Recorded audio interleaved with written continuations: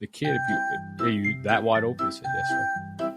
He said, if you that wide open, it's because you can't shoot the ball. Oh, I agree. Mott's Mailbag, sending you dumb questions and watch us give even dumber answers. Not Mott's Mailbag. And welcome to the Group Chat Podcast. It is time for our Not Mott's Mailbag, brought to you by Lafourche Concert and Events Club. We've got a bunch of questions from you guys. In the future, if you have a question for us, drop it on our Facebook page. We put a thread every week collecting questions, and we want to hear feedback from you all. So we're going to start off today from Ryan from the bottom of the fantasy football standings, who wants to know, out of the 6 Jordan championship teams, which year do you think they had the best team, and how would that team stack up against any NBA championship team from the last 10 years? I'll go first. The 72-10 team probably was the best team of all time, and they would beat every NBA team now. There, straight up. And with the way the rules are now, Michael Jordan would shoot 25 free throws a game. You wouldn't be able to guard him without fouling him, and Rodman would aggravate any of those little guards that they have today. The Bulls would roll through the competition. So the following year was pretty much the same roster, right? Yep. I'm not going to say the best, and I know that's the question, but that 91-92 team, that was probably my favorite team. Horace Grant was legit, man. Like Paxson, Bill Cartwright with the weird free throw shot. Like I'm all about that 91-92 team, and no, nobody nowadays is going to compete. Even that team, that was a team that won 67 games. Nobody's competing with that team. I'm not sure what year it is, but the year they got Tony Kukoc, they had Jordan, Pippen, Kukoc, Rodman, and whoever was taller than 6'10" in the state of Illinois that could play center. Longley wasn't terrible. Yeah, that was 97-98. So they had the best player in the game, possibly the best all-around player in the game other than Jordan, Pippen. They had the best player in Europe with Tony Kukoc. They had the best rebounder in the game, and a center. Yeah, shooters, Burrell did and Kerr. Did Kukoc not get there till Randy Brown. 97, 98? Is that what you said? Yeah, he was a after retirement guy. Oh, I thought he got there in 96. You want to list random Bull centers? Oh, God. Bill Winnington. Will Purdue, yeah. Cartwright. Was John Sally a center or a power forward? Yeah, he was a hybrid. How about Cliff Livingston? Ooh. Again, deep in the weeds. Now, you didn't answer. Would they beat everybody now? Yeah, I believe so. Yeah, I mean, I was gonna say the 98 team, the Last Dance team. They had a few struggles in the beginning, and they had the whole thing going on with what's his name, one of the evil Jerrys, trying to break up the team, and they just still found a way. And with Jordan being all determined, like, look, until someone dethrones us, like, we have a right to defend it. I would take that team over any of them. I mean, I know the 96 team had the better record, but 98 team found a way to get it done. Yeah. Even with them aging, even with Karl Malone being at the top of his game, having to face them again, I'd take that 98 team. And yeah, I think they'd also beat up everyone in the current NBA as well. I just can't imagine the little soft guards of today scoring on Scottie Pippen, and I just think that they would overwhelm him. Trey Taylor from the Crew Tractor wants to know, can someone call the laws on someone for fishing on private property? If this is not in your TikTok algorithm, get it in your TikTok algorithm. The video is funny. All the little remakes of it that people are doing, just as funny. Good stuff. Trey Taylor finally came out, and he's doing a benefit. He said, yeah, you can come fish on my property. Bring me $1. We donate it to the Boys and Girls Club of somewhere. He's finally trying to capitalize. You don't bring $1, lock him up. Lock him up. Written permission from Trey Taylor. Trey Taylor? This never gets old. Oh, Crew Tractor. Yeah. Where's I need a... Lock him up. Oh, man. Lock him up. Lock him up. I unofficially renamed our pickup segment today. Big Jan from Gauthier, Mississippi wants to know, the Saints suck. If you could poach any one NFL player from any position, from any team that could turn things around for the Saints, who would you choose? Josh Allen of the Buffalo Bills is who I would choose. Lamar Jackson. Brandon Bean, GM for the Bills. Said player. Yeah. Oh, yeah. Okay. Josh Allen, Bills. I mean, everybody's got to go to quarterback. That's the obvious thing. Give me Joe Burrow, even though he's hurt. Big Joe. T. Troy from Bayou Cane wants to know. I like this question. I pondered over this one. If you didn't hear from one of the members of the group chat podcast for 48 hours, what do you automatically think happened to them? And how long would it take you to side text them to figure out what was going on? I could go first on that. 48 hours, if I don't talk to Nick, I feel like that's outside of a group chat. I feel like that's somewhat normal. But if that happened and he was silent, I'm thinking he's back in jail. And he couldn't remember anybody's phone number again. Casey probably in the hospital for some random that is not real, that I'm just avoiding going somewhere. Probably, if I didn't hear from you guys for like a whole day, that next morning I would be side texting. Yeah, I'm with you. One day. What about Tommy? Tommy definitely in jail for some public intoxication. Okay. Our group chat doesn't go off for a full day. I'm probably going to AT&T and be like, hey, I think my phone's like, I'm not getting cellular service from my phone because our group chat blows up 24/7. Somebody's always up. Yeah. There's times that I will go silent, and it's because like I'm working or something, then I mute it and I forget to unmute it. So I will go incognito at times. And there's also times where I just sleep until 1 p.m. and y'all are up at 7. And so that happens also. Damien, it wouldn't take me long to be like, check in, like, hey, what's good? Nick, no offense, you're a little more recluse. I would think that you would be okay. Tommy, yeah, who cares? I mean, no, I'm joking, Tommy. I would check in on you. I was talking to Tommy in a side text today. So, yeah, I would check in on you guys. It would take about a day. Tommy can't go about more than 3 hours without talking about something. I was worried about Tommy Saturday when he just wasn't offering anything about LSU in Florida. I thought he had either, offed himself or whatever. Like I didn't know what the situation was. Tommy often goes silent in those type of situations. Yeah. When your quarterback throws 5 interceptions, I think you just kind of need a little time to yourself. Caroline's mad because I said Tommy would be in jail. Kyle from Golden Meadow wants to know, is there a world where the Pelicans can make it to the NBA Finals? If so, what would it take in your opinion? It would take the league to shrink down to 2 teams. And, yeah, that's about my take on that. My answer is no, but what would it take is to get rid of the entire front office and training staff and start from scratch. And have the owner sell the team to a real ownership group and not the Gold Digger Inc. ownership group. Yeah, there's no way the Pelicans are making the finals. Okay, so there is a world where the Pelicans can make it to the NBA Finals. When they move to Seattle in a couple years and the NBA gives them a good front office, or somebody who buys the team gives them a good front office, and they put in people in place that could put together a good team, and those people that they put on the team actually play, and they could win some games. Nick kind of stole mine. It's just not going to happen in New Orleans. They got to go somewhere else, whether it's Seattle or literally anywhere. Just they got to get the hell out of here. There's nothing right. I don't know if it's some voodoo curse stuff or what it is, but between Oshner and no one being able to take care of injuries over here, like Nick had mentioned, the training staff, the front office, everything. It's a mess. They got to go somewhere else. The New Orleans Pelicans will never win the NBA Finals. Whew, that's depressing, and the fact that we all agree on the same thing there. Murda had a good answer in 2K.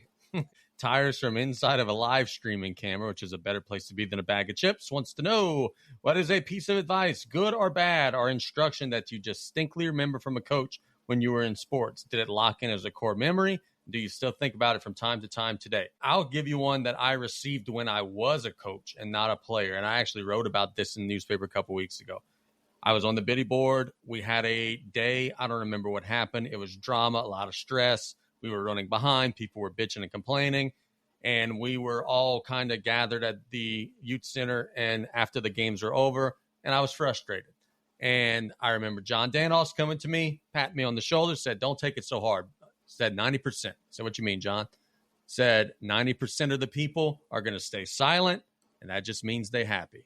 The 10% are going to bitch no matter what you do. Let them bitch because they don't matter. And that was the best advice I have ever received. I must have been right on the side of you because he says the same story because I remember that as well. And I tell him that very often.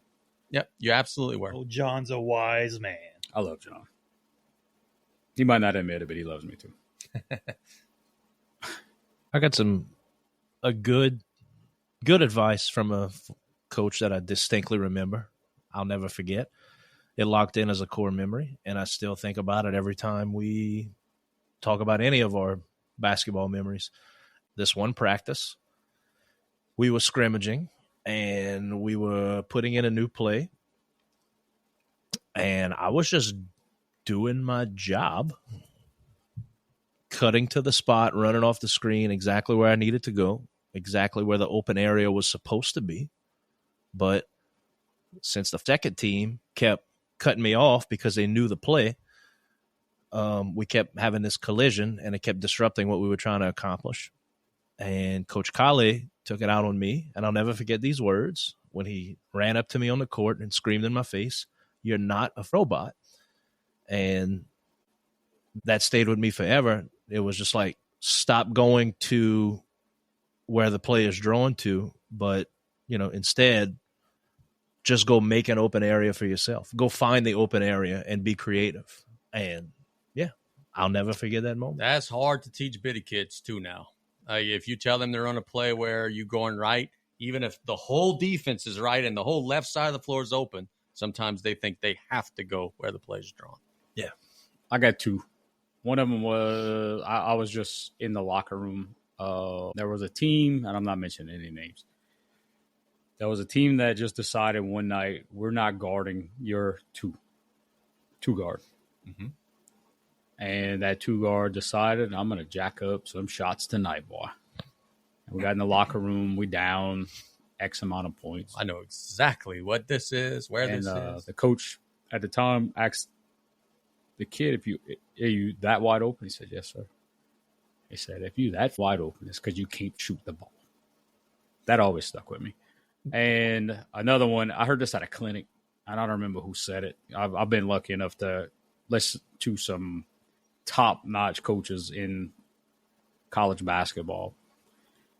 And the guy said, if you steal a play from a coach, you give him credit twice. The third time, it's yours. And I've always remembered that. I like that. Nikolai? So in my bitty days, I was a bit of a finesse player. Wasn't like a really aggressive player. I was a shooter. You were that's a 10-year-old maybe. So they had this kid that played for Golden Meadow that just kept on getting layups off of us, and he was the only kid that was giving us any trouble. Kept on getting layups. And timeout, my coach said, Nick, next time that kid goes down the lane for a layup, if he gets the layup, like I don't know, I think he threatened me to do like laps or whatever the next practice. He said, you better throw that into the concession. Did you? So the kid came down the lane. I didn't make him to the concession, but I threw him into the wall pretty good. He got an intentional foul. Coach was pissed off at me. I'm like, you literally told me to throw this dude into the concession. And like years later, we laughed about it, but that was... Who was the ref? Mike Ardorn? It might have been the guy referee from 1932 to 2020. So I tell you what, that dude holds on to some freaking pork steaks at Rouse's in La Rose. Yes, he does. I don't understand. He can't get the damn pork steaks. Yes, he does. Come on, bro. Cut the meat. Ain't that hard. What sports player in your lifetime should have had their own signature shoe but never did? Murder back from his sabbatical. You guys are going to laugh. You guys are going to poo-poo all over me. It's an obvious answer. It's Caitlin Clark. How could she not? She's the most popular player in women's basketball. As much as I may be a hater, she deserves her own shoe. Asia Wilson has one. Angel Reese has one. Caitlin Clark should have her own shoe. Somebody else, the Oregon guard.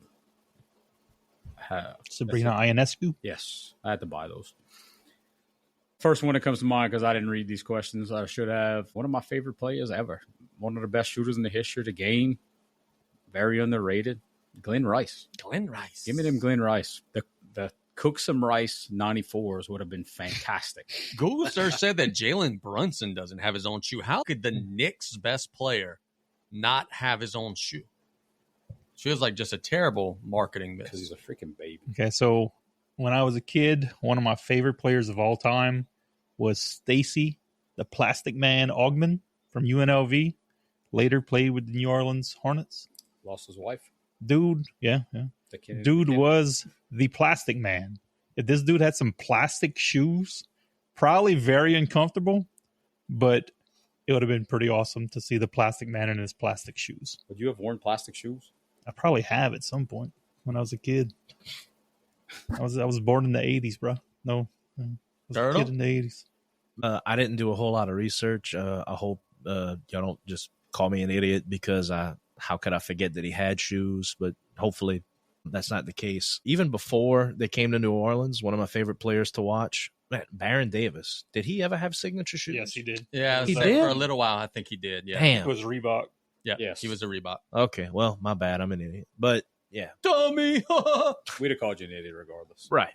I get it. Give me the Jamal Galores. Dude could barely walk. I remember every time he would The score big cat. the Wildcat roar in the arena. Wild Wild West. Yeah. Those, And are those are the days. Josh from Zimbabwe wants to know. No, read that right. Josh from Zimbabwe.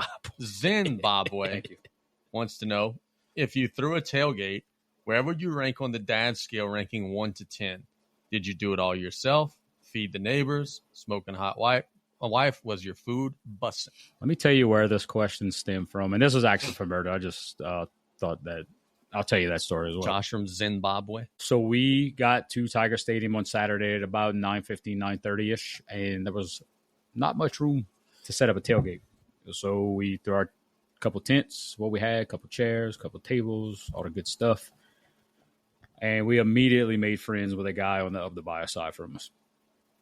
And throughout the day, we had some conversations. We shared some food, blah, blah, blah. And I looked over. I don't remember at what point this was. I said, bro, if that dude had a dad Madden rating, it would be at a 93. And we just started analyzing the situation. And it got all the way up to, I believe, a 97 or a 98. He checked all the boxes. Every single box of a good dad, even had a slightly jacked up truck. And then we went talk to him, and we kind of told him what we was going through. And I said, bro, you got to be loaded. And he said, I'm an engineer. So, yeah, you got it. I can tell you this. Big Steve's coming for your ass on Saturday. If you're going to be home, you will have some pork pastelaia coming your way. Probably only you, not you, because you talked about a helicopter in the Saints once. So a single plate of pastelaia will be delivered to this street on Saturday. Why are you so depressed? You seem so disappointed to be on the Big Steve outs. Okay, yeah. I mean, I thought Big Steve liked me, you know? No, he does like So me. to answer the question, I'm giving myself a solid 7, only because I don't know if you could do an entire tailgate by yourself. I feel like I check all the other boxes. So this is just dad rating of doing a tailgate. If you threw a tailgate, where would you rank? Okay, I'm yourself at a 2 on the dad scale, on the scale dad rating. I don't throw tailgates. I don't cook. I don't that's not my thing. You just show up and drink. I just show up. Yeah, that's good. But you Get need drunk. those guys. Yeah, that's part okay. of the team. Yeah, that's okay, man. Like I would say, it's a 5 or a 6. Say stupid stuff to make people laugh. Yeah. Start conversations with strangers. Go for Ask their DJ name. equipment. Ask for the stranger's name. Say a different name every time you refer to him for the rest of the day. Yeah, that's kind of what I do. Get your shit in. Yeah. Turtle. I'm probably a 5. Man, like I can cook, but as far as like if we outside doing a tailgate thing, like that's about all I'm contributing. Like I'm not doing the setup. I'm not bringing all the stuff. Like if you need my truck, like throw it in, we'll load it and unload it together. But as far as like the planning, like I'm not like top tier dad as far as tailgating goes. So I mean, give me a 5 at most on that one. Good deal. I see that in the comments. Fried dove. So that's what this 98 dad rated guy, he fried dove and made this honey and jalapeno sauce. That might have been one of the best things I've ever eaten. He also had fried gator with like 5 different sauces. Look, this dude had it going on. I gotta commend our guys, Shoff, Murda, and Gyro. We had a hell of a tailgate. You probably end up having about 30 people that end up coming in and out throughout the day. But there wasn't anything. I mean, we probably could have used an additional ice chest. But aside from that, you got the tables, you got the flags, you got the tents, you got the music, you got the TV, you got the cook process going on. I think people overestimate the amount of time it takes for that stuff. It takes 5. You got 4 dudes. You're not going to tailgate by yourself. Right. So you get 4 or 5 dudes. It probably takes 5-6 minutes to load it up, unload it the same amount of time, and load it back up. The worst part is when you get home because you dead ass and you're ready to get to bed, which everybody just unloads their stuff in my garage and everybody goes home and leaves it here. Last question on the list, and not Mott's Mailbag, brought to you by Lafourche Concert and Events Club. And you guys are going to be shocked at my answer. Which one of you has the oldest Tiger Droppings account and who has the most posts? I'll go first. I have never had a Tiger Droppings account. Huh? Ever. I've read it before. I have never had a Tiger Droppings account. Was it Fisher that had one? Fish had one. Oh, I have never had one. I thought, like right when we started college, I thought it was you that had all them posts. Mm-mm. It must have been him. Well, you're the only one in here that had a glowing review from Tiger. Oh, Droppings I'm people. beloved on Tiger Droppings. I did the LSU Nichols game on ESPN Plus, and dude, they were huge fans. Only person they've ever been positive about. Yeah. But I don't have an account. 0 posts. I don't remember what year, but I had an account. I didn't post very much. I'm more of a lurker on there, and I still go a couple of times a week just to see the asinine stuff that people are talking about. The scoreboard is fantastic. After a game, it's no matter what, it's meltdown city. I love reading that. Yeah, I'm trying to log in currently, and I cannot figure out my password. I've never been a big poster on Tiger Droppings. Lurked for a couple years. Fake money? The fake money. Was that ever on Tiger Droppings? I don't know. I don't know. How do But you lose your password to everything? I have- You lost fake money. You lost. Didn't you lose your DTB Twitter? Yeah, What the every fuck, man? every Twitter I had, I'm or calling you BS, Casey. No, Cody, listen to me. Murder, I promise I really have never had one. I really have never had one. I never did the message board thing.